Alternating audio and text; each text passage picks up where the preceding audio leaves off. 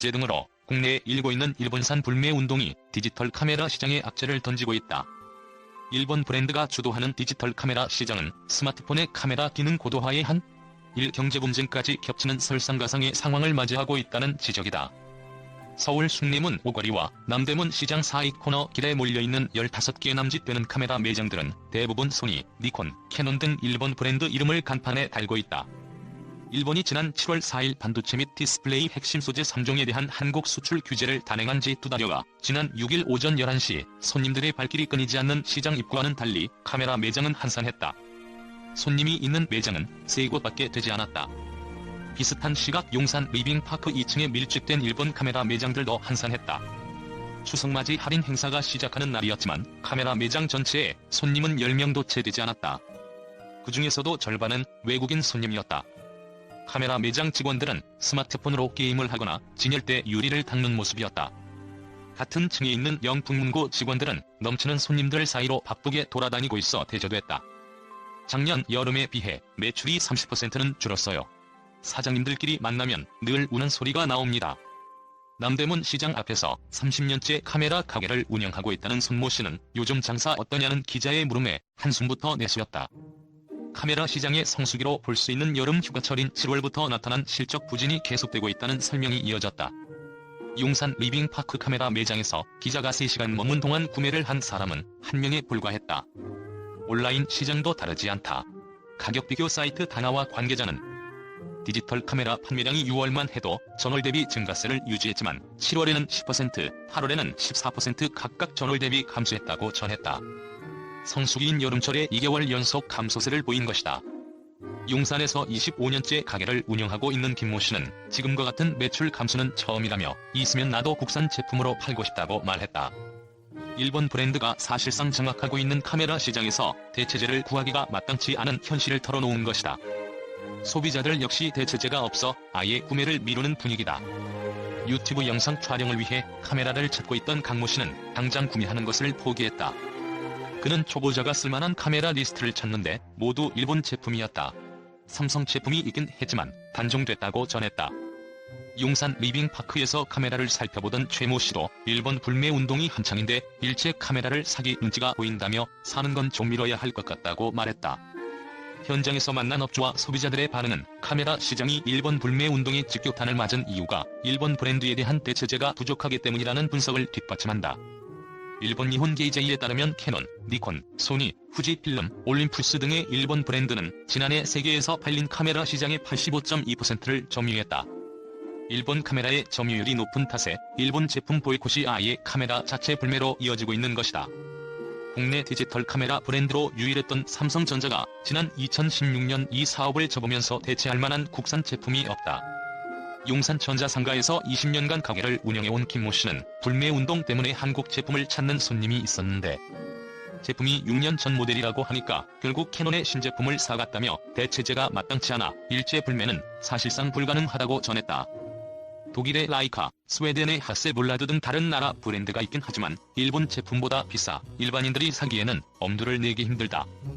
같은 옵션이라도 일본 브랜드에 비해 라이카는 2배 정도 비싸다는 게 매장 관계자들의 전언이다. 하셀볼라드 역시 1천만원 이상의 중형 카메라를 주로 판다. 영상업체에서 7년간 일했다는 조모 씨는 업계에서도 불매운동하자는 분위기가 있었다고 말하면서도 가격과 성능을 놓고 보면 일본 브랜드를 대체할 제품이 없다고 전했다. 용산 리빙파크 카메라 매장에서 만난 이모 씨는 일본 불매운동에 적극 동참 중이다면서도 카메라는 선택의 여지가 없어 일본 브랜드를 쓴다고 말했다. 이 때문에 일본 불매운동을 권장하며 일제 대체 제품을 추천해주는 노노제팬 사이트에서 조차 캐논과 니콘은 대체 어려움이라는 문구가 떴다. 일본 카메라 업체들은 일제 불매운동 영향을 묻는 질문에 민감한 반응을 보였다. 소니 코리아 관계자는 정치적 사안과 관련해 중립의 태도를 고수하고자 노력한다며 신제품 프로모션 행사 개최 여부 등을 확인해 줄 수 없다는 입장을 보였다. 캐논 코리아 컨슈머 이미징 관계자는 1년에 한두 번 정도 기자 간담회를 진행하는 편이지만 올해는 아예 진행하지 않았다면서도 그 이유에 대해서는 말을 아꼈다. 내부적 이슈에 의한 것이라 정확하게 알 수 없다고 했다.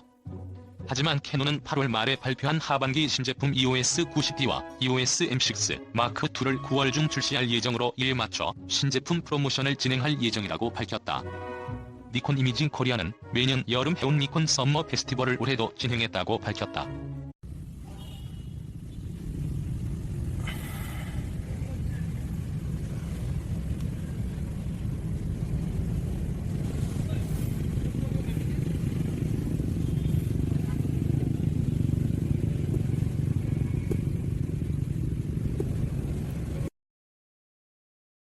법인을 세워서 투자를 해서 이렇게 영업을 하고 있는 기업들만을 대상으로 한 건지는 몰라도 저도 몇 가지 제가 알고 있는 브랜드들을 추가를 시켰는데 업데이트가 안 되더라고요.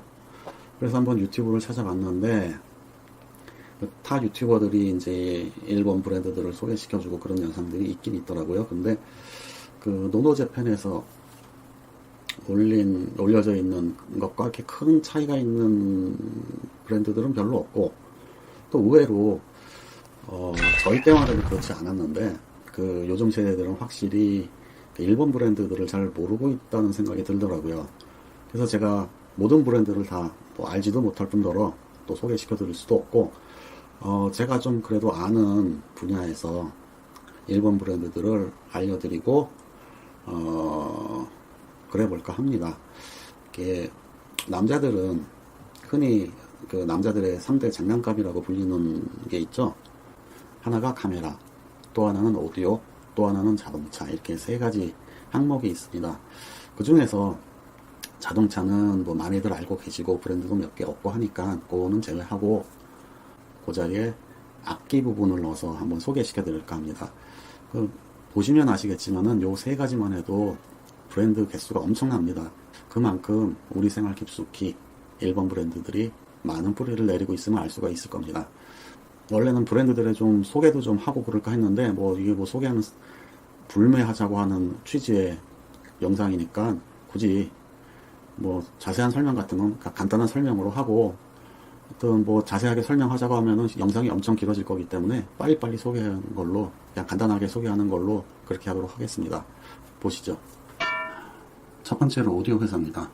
일본의 오디오 회사는 전문 오디오 회사도 많지만 우리가 흔히 잘 알고 있는 전기 전자 회사들도 오디오 기기를 만들었습니다. 도시바, JVC, 내셔널, NEC, 미쓰비시, 샤프, 산요, 히다치, 파나소닉, 야마하, 그리고 소니 같은 회사는 작게는 연필서부터 안마기, 드라이어 같은 소소한 생활가전, 크게는 군사무기와 우주선까지 만드는 회사들입니다. 이 중 소니는 타사와는 달리 고급 오디오 전문 브랜드인 소니 에스프리라는 브랜드를 따로 만들기도 했었는데 큰 빛은 보지 못했습니다. 특이한 점은 이 회사들을 80년대, 90년대까지는 엄청 잘 나갔지만 지금은 대부분 고만고만한 회사들로 쪼그라들었고, 여기서 소개하는 브랜드 매출 전체를 합쳐도 지금의 삼성전자나 LG전자 한 회사의 매출도 안 되는 형편이 되었으니 참 격세지감이라고 할 수 있습니다.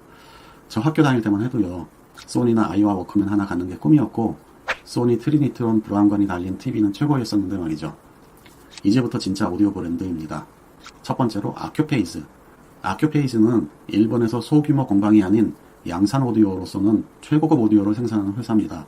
일반인에게는 생소할지 몰라도 매니아들 사이에서는 잘하는 브랜드입니다. 오디오 테크니카. 이미 노노재팬에도 등록되어 있는 브랜드인데 거기에서는 헤드폰이나 이어폰 브랜드로 소개됐던데, 원래 이 회사는 전축바늘이라고 하는 LP 카트리지 전문 회사입니다. 지금도 LP 카트리지를 생산하고 있고요. 곁다리로 마이크나 이어폰 등 스튜디오 장비도 만드는 회사입니다. 럭스먼. 여기는 중상급의 고급 오디오를 만드는 회사입니다. 역시 일반인에겐 생소하지만 매니아들 사이에서는 잘 알려진 브랜드입니다. 마란츠. 마란츠는 아시는 분들도 꽤 많을 텐데요. 원래는 미국 회사였는데 70년대 중반에 일본이 인수한 회사입니다. 데논. 인문계에서 꽤 고급기까지 생산하는 종합 오디오 메이커입니다. 스튜디오 장비도 만들고 LP 카트리지, 턴테이블 같은 아날로그 기기도 아직 만듭니다. 아이와. 한때는 소니의 워크맨과 더불어 휴대용 카세트의 양대 산맥이었던 브랜드였는데요. 지금은 다 찌그러져서 그만한 저가형 제품이나 생산하는 회사로 전락했습니다. 알파인. 카오디오로 유명한 회사입니다. 지금도 건장합니다. 한때는 럭스먼과 합병하여 알파인 럭스먼이었던 적도 있었습니다. 티악. 원래 릴 테이프 데크 등 메커니즘을 잘 만들었던 회사였고 2000년대 초까지는 CD 플레이어의 디스크 로딩 장치인 VRDS라는 메커니즘으로 유명한 회사고, 자회사로 고급 기기 메이커인 에소테릭, 방송 및 스튜디오 전문 메이커인 타스캄이라는 브랜드도 갖고 있는데 지금은 다 과거의 영광뿐인 회사가 됐습니다. 에소테릭, 고급 오디오 기기를 만드는 티악의 브랜드입니다. CD 플레이어, DA 컨버터 등 주로 소스 기기를 많이 만듭니다. 타스캄, 녹음 레코더, 믹서, 마이크 등 방송 장비 전문 메이커입니다. 파이오니어, 이 회사 역시 광학 메커니즘을 잘 만들었던 회사입니다. 최초로 레이저 디스크 플레이어를 만든 회사였고, 그래서 CD 플레이어 등도 잘 만들었던 회사고, 그 기술로 지금도 DJ용 CD 플레이어에서는 가장 잘 알려진 회사입니다. 오디오도 중국기 정도까지 만드는 종합 오디오 회사입니다. 테크닉스, DJ용 CD 플레이어로 유명한 회사가 파이오니어라면은 아날로그 DJ용 턴테이블로 유명한 회사가 테크닉스입니다. 지금도 턴테이블을 주력 품목으로 만듭니다. 쿠즈마, 이 회사도 아날로그 턴테이블만 만드는 브랜드입니다. 굉장히 고가의 고급 기기입니다. 우에스기, 쿠즈마도 그렇지만 여기도 소규모 공방 같은 회사입니다. 우리나라로 치면은 장덕수 오디오 연구소 비슷한 그런 회사고요. 주로 진공관 앰프를 만듭니다. 온쿄, 초중급 오디오와 AV 기기를 만드는 회사입니다. 헤드폰 같은 소소한 기기도 만들고요. 나카미치, 이 회사는 90년대까지는 대단한 회사였는데 지금은 시대에 밀려 카 오디오 정도나 만드는 회사로 전락한 그런 회사로 잘 나가던 시절에 만든 카세트 테이프 데크는 다른 회사들이 넘보지도 못할 정도로 넘사벽의 성능을 갖고 있던 그런 기기를 만들던 회사입니다. 캐누드, 역시 90년대까지는 잘 나갔던 종합 오디오 메이커인데 지금은 완전히 쪼그라든 회사입니다. 산수이, 역시 올드 오디오 팬들에게는 친숙한 브랜드인데 지금은 있는지 없는지도 모르겠는 그런 회사가 되었습니다. 일본 브랜드들이 한 가지 재밌는 사실이 있는데요. 산수이, 캐노드, NEC, 산요, 파이오니어 등의 브랜드가 80년대 말부터 90년대에 걸쳐서 브랜드의 로고를 바꾼 사실이 있습니다. 그런데 공교롭게도 모두 브랜드 로고를 바꾼 이후에 회사가 기울어져서 별 볼 일 없는 회사로 돼버렸다는 그런 웃긴 공통점이 있습니다. 다음 오디오 노트, 꽤 고급 오디오를 만드는 회사입니다. 포스텍스, 이 회사는 스피커 전문 회사인데 수입 맥주 순위로 따지면 수입액은 13위, 수입 중량은 15위라고 합니다. 수입 중량을 보면 1년 전과 비교했을 때 무려 34분의 1 수준으로 떨어졌다고 합니다.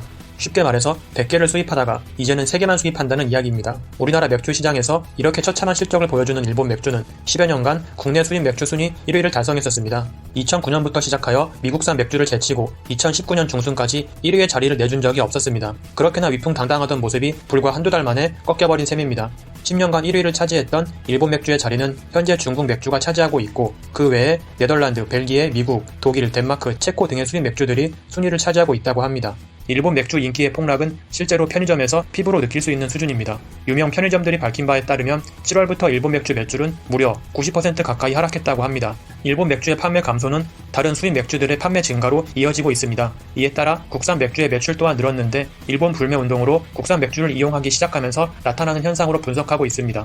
이를 본 한국의 누리꾼들은 일본 맥주 회사들도 한국에서 잘 팔리는 게 의아했을 것이다. 역사적 배경을 알고 있다면 즐길 수 없는 맥주다. 예전에야 호기심으로 일본 여행 가서 먹는 맥주였지만 우리나라 마트에서 인기리에 팔려야 하는 술은 아닌 것 같다. 작년 일본에서 팔린 한국 자동차가 20대도 안 되더라. 우리도 공평하게 그 정도 선에서만 사주자. 한 해 일제 맥주 판매량 한 박스면 깔끔하다. 이거 알고 어떻게 마시냐. 우리 할아버지도 일제시대 노역하셨다는데 손자가 그 기업의 맥주를 마셔서야 되겠나. 일본이 싫어서도 안 사지만 방사능 득실되는 거 걱정돼서도 안 산다. 식품뿐만 아니라 일본 그릇에서도 방사능 수치가 몇십 배 높게 나온다는데 다른 것도 그렇겠지. 당분간이 아니라 영원히 불매다. 외구들 대체품 천지다. 일상생활 하는데 일본 제품 꼭 써야 하나. 안 써도 되면 굳이 쓸 필요가 있나. 우리나라를 그렇게 싫어한다는데 등의 반응을 보이고 있습니다.